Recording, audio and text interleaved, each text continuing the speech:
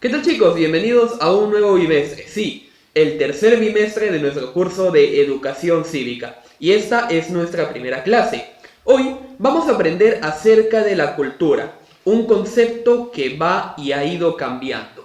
Pero antes de comenzar, me gustaría que le puedas preguntar a tus padres o a tus abuelos de qué parte del país provienen. Por ejemplo, ¿podrías identificar una costumbre de su lugar de origen? O también, ¿qué hay, por ejemplo, de las costumbres de ellos? ¿Crees que eso ha influenciado en la sociedad? Y es que nosotros cuando hablamos acerca de la cultura, se nos vienen a la mente un montón de conceptos.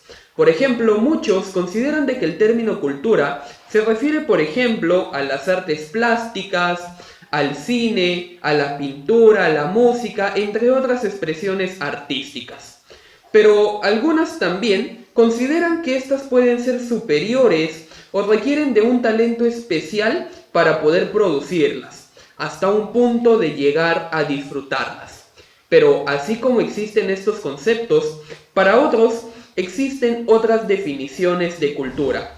Y es aquí donde una de ellas proviene, por ejemplo, de la antropología, quienes sostienen de que la cultura consiste en los valores, representaciones y normas de un grupo social particular. Entonces, la cultura no es algo que uno tenga, sino es más bien lo que nosotros somos, lo que nos distingue como seres humanos.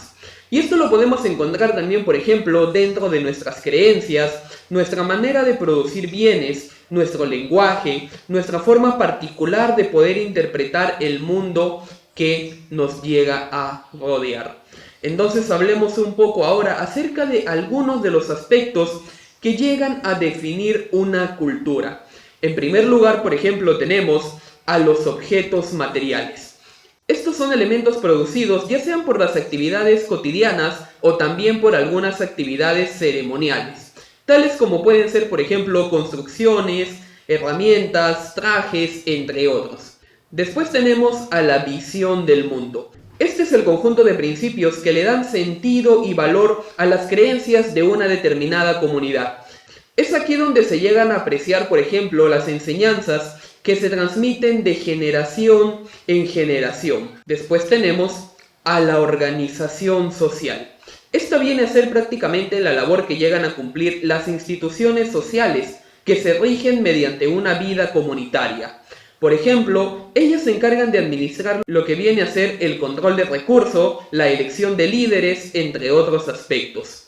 Luego tenemos a los saberes tradicionales. Estos son los conocimientos ancestrales que permiten aprovechar los recursos que ofrece el medio ambiente, tales como por ejemplo viene a ser la medicina tradicional, las técnicas de cultivo, entre otras. Y por último tenemos a las prácticas comunitarias. Aquí nos referimos a algunas técnicas que nos llegan a permitir comprender cómo es que se comunican o interaccionan las personas de una determinada cultura.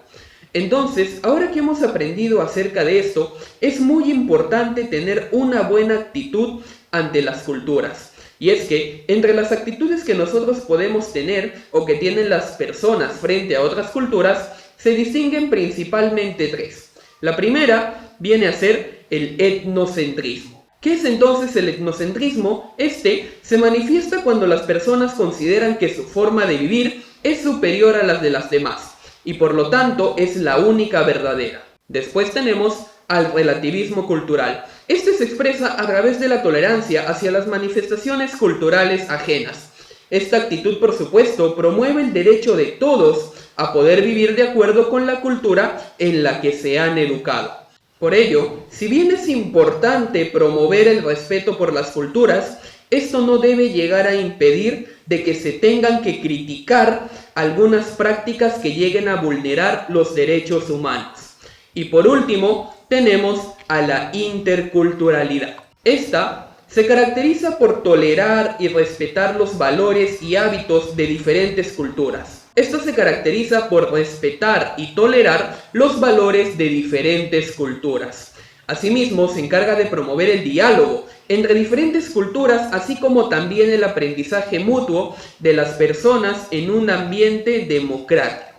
Entonces, hay que tener en cuenta también que el Perú es un país muy diverso, donde existe una gran diversidad cultural.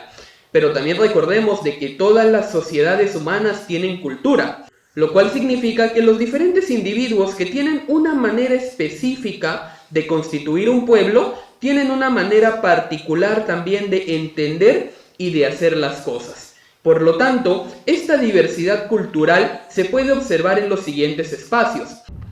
Es aquí donde tenemos, por ejemplo, a la familia.